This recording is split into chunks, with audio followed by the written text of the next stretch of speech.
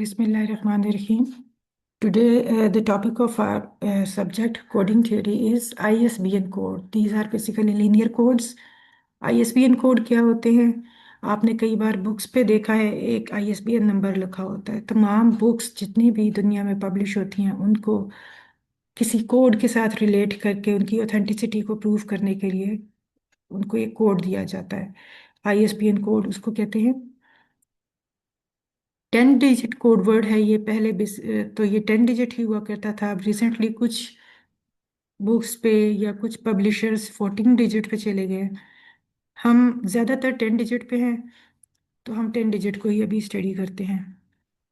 ISBN code क्या है? 10 digit code है। इसमें आपको 10 डिजिट्स यूज होंगे। तो वो 10 डिजिट्स कौन से होंगे? 10 डिजिट कोड वर्ड है, लेकिन हमें डिजिट्स चाहिए जो वो 11 डिजिट्स हैं। This is a code code over Z11। Z11 क्या है? ये आपका फाइनाइट फील्ड है साइज 11 का, और इसमें 0 से लेके 10 तक नंबर्स है। अच्छा, ये 10 डिजिट्स होंगे इसके अंदर। तो आपका जो पूरा कोड है बेसिकली इसको 4 पार्ट्स में डिवाइड किया गया है। और ये चारों पार्ट्स के बीच में बाजुकात हाइफन्स या स्पेस होती है, बाजुकात नहीं होती। फर्स्ट पार्ट क्या है? Group identifier. ग्रुप आइडेंटिफायर में आमतौर पे 1 या 2 डिजिट होते हैं, और उसमें क्या होता है कि वो कंट्री या लैंग्वेज का एरिया होता है। फॉर एग्जांपल इंग्लिश में अगर कोई बुक है तो उसका जो ग्रुप आइडेंटिफायर है वो 0 है, उसका कोड आपका 0 से स्टार्ट होता है। सेकंड पार्ट क्या है? इसी तरह डिफरेंट लैंग्वेजेस को 1 0 1 2 3 9 तक, फिर आगे 10 11 12, ये बहुत सारे नंबर्स दिए गए हैं। सेकंड पार्ट उसका होता है पब्लिशर आइडेंटिफायर। यह हर पब्लिशर का होता है अपना अपना। इसमें भी 2 डिजिट्स होते हैं या 3 डिजिट्स होते हैं। मैक्सिमम 1 2 या 3 डिजिट्स होते हैं। यह हर पब्लिशर का होता है अपना एक नंबर, ग्रुप आइडेंटिफायर 0 के बाद। फिर है 2 3 डिजिट्स आगे होते हैं टाइटल आइडेंटिफायर, जो आपके बुक के टाइटल को बताता है। ये थर्ड पार्ट है, ठीक है। और थर्ड पार्ट के बाद एक फोर्थ लास्ट पार्ट होता है, आखिरी डिजिट। ये फर्स्ट 3 पार्ट्स जो हैं ये सब मिलाकर 9 डिजिट्स बना देते हैं। और जो एक आखिरी डिजिट है, फोर्थ पार्ट, वो हमेशा से रखा जाता है parity check bit. Parity check कौन सा बिट होता है? ये एक इक्वेशन है। लास्ट जो डिजिट है वो इस तरह होता है कि फर्स्ट 9 डिजिट्स जब डिसाइड हो गए सॉरी, फर्स्ट 9 डिजिट्स जब डिसाइड हो गए तो ये आई क्या है? डिजिट नंबर, और आगे वो डिजिट। हर डिजिट को, यदि फर्स्ट डिजिट को 1 से, सेकंड को 2 से, थर्ड को 3 से मल्टीप्लाई करके और सारे का ये सम हम ले लेते हैं। और जब आप ये सम ले लेंगी तो वो आपका पूरे का पूरा x10 बन जाएगा, लास्ट डिजिट। अच्छा, इसमें एक चीज़ ये है कि जब आप डिजिट्स लेंगी Z11 में से, आपने सारे डिजिट्स लेने हैं Z11 में। उसमें 0 भी है, 1 भी है, 2 भी है, और इससे लेके 10 तक है। अब अगर कहीं आपने डिजिट 10 यूज़ कर लिया, या अगर आप कहीं पहले 1 और फिर 0 यूज़ करना चाहती हैं, 1 और 0 अलग अलग, 1 0 यूज़ करें या 10, वो तो देखने में एक जैसे लगेंगे। तो इस कन्फ्यूजन से बचने के लिए, इस चीज़ से बचने के लिए, जो आपका डिजिट है 10, अगर आपने 1 और 0 लिखा है, क्योंकि बीच में हम कॉमास तो लगा नहीं रहे, तो 1 0 रीड किया जाए या 10 रीड किया जाए, इससे बचने के लिए जो 1 0 है उसको तो 1 0 ही लिखेंगे, लेकिन जो 10 है, 10 को हम कैपिटल X से शो करते होते हैं। Z11 का मतलब है कि ये फील्ड F11 में से नंबर्स चुने जा रहे हैं, तो मॉडुलो 11 फंक्शन यूज हो रहे हैं। एडिशन में भी और मल्टीप्लिकेशन में भी मॉडुलो 11 फंक्शन यूज हो रहा है, बाइनरी ऑपरेशन। अच्छा, ये एक एग्जांपल है कि parity check matrix ISBN code का क्या है। वो एक फाइनाइट है, वो एक फिक्स्ड है। ये H 1 2 3 4 5 6 7 8 9 10, 1 रो 10 कॉलम्स, और आखिरी नंबर 10 है। ये पैरिटी चेक मैट्रिक्स आपका फिक्स्ड है ISBN कोड के लिए, ठीक है।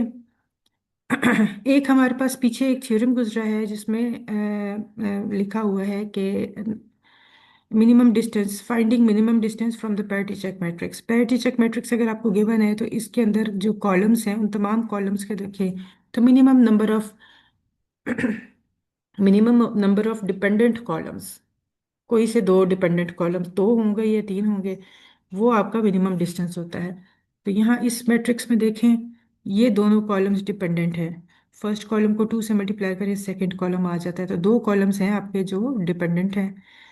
तो इस तरह से एक कॉलम का मल्टीपल अगर दूसरा कॉलम मौजूद है तो वो आपका मिनिमम डिस्टेंस हो गया टू। यहाँ से मिनिमम डिस्टेंस भी डायरेक्टली पैरेटी चेक मैट्रिक्स से फाइंड करने का एक शॉर्ट मेथड है। अच्छा, अब कोई भी कोड वर्ड है एक्स, वो Z11 से जो बिलोंग करता है, वो वैलिड कब होगा? पैरिटी चेक मैट्रिक्स जब आपको गिवन है तो X H transpose parity check matrix से आप उस कोड वर्ड को मल्टीप्लाई करेंगी, अगर जीरो आ गया तो वो कोड वैलिड है, क्योंकि उसी के मुताबिक, जीरो के मुताबिक ही हमने लास्ट 10 डिजिट इसीलिए तो सेट किया था। अगर वो जीरो आ गया तो कोड वैलिड है, अदरवाइज कोड आपका इनवैलिड होगा। इसी इक्वेशन को एच ट्रांसपोज को हम करें, अगर ओपन करें तो ये देखें, आपको एच ये दिया हुआ है, ये है आपका एच। इस एच को यहाँ पर आप रखें x1 x2 x3 up to x10, इन दोनों को मल्टीप्लाई करें, यानी x का ट्रांसपोज हमने इसके बाद रखा, पहले h बाद में x का ट्रांसपोज, या पहले x और बाद में h का ट्रांसपोज ले लें, जिसको बाद में रखेंगे उसका ट्रांसपोज ले लें। तो जब इससे इक्वल टू जीरो करके ये वाली जो इक्वेशन है उससे आपके पास ये इक्वेशन बनती है जो आपकी ज़्यादा डायरेक्टली यूजफुल और इजी है। I equal to 1 to 10, I X I, ये एक्स आई क्या है, 10 डिजिट्स हैं ISBN कोड के। यहाँ से आपको पता चल जाता है कोड वैलिड है या फिर कोड वैलिड नहीं है। एग्जाम्पल हम इसकी एक देखते हैं। ये क्वेश्चन है जिसमें आपको ISBN कोड, ये कोड दिया हुआ है, आप देख सकते हैं कि ये 10 डिजिट कोड है। आपने क्या प्रूफ करना है कि ये वैलिड है या नहीं, ये चेक करना है। हमने क्या किया, एक्स एच ट्रांसपोज, यदि एक्स एच भी हो सकता है, और दोनों एक्स को और एच को आगे पीछे आप लिख सकती हैं, जो चीज़ बाद में लिखेंगी उस पर ट्रांसपोज डाल दें। तो ये आपका एच पैरिटी चेक मैट्रिक्स याद होना चाहिए, क्वेश्चन में गिवन नहीं होगा, आप लिखें पैरिटी चेक मैट्रिक्स ये है। एक्स आपका ये आपको गिवन है, ये जो गिवन नंबर है उसी को मैंने मैट्रिक्स फॉर्म में लिखा है। तो एक्स एच ट्रांसपोज ये आपने कैलकुलेट किया, सारी कैलकुलेशंस के बाद आपके पास आ गया 5।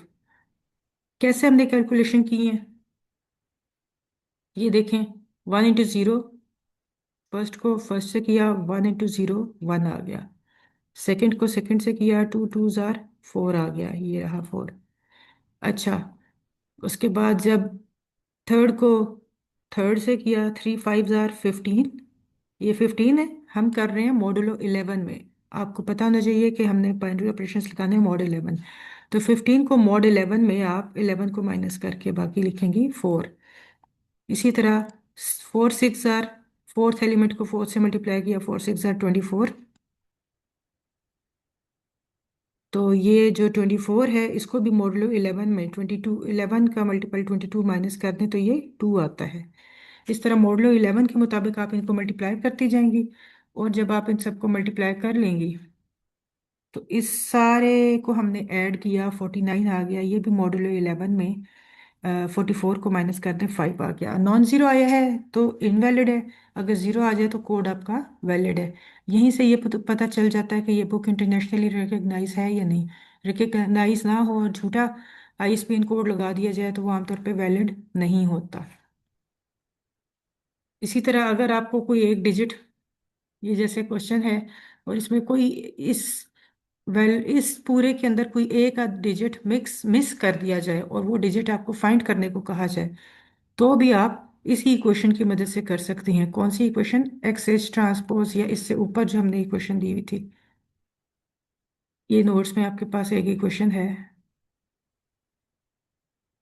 ये उस जो एक डिजिट मिसिंग है उसको स्मॉल एक्स कह दें या वाई कह दें, कुछ भी कह दें, और इस इक्वेशन में पुट करेंगे जब आप उसको इस इक्वेशन में, और पुट करके इसको सॉल्व करके मॉड्यूलो 11 बाइनरी ऑपरेशन लगाना नहीं भूलना, सॉल्व करके आपके पास मिसिंग डिजिट भी आ जाता है।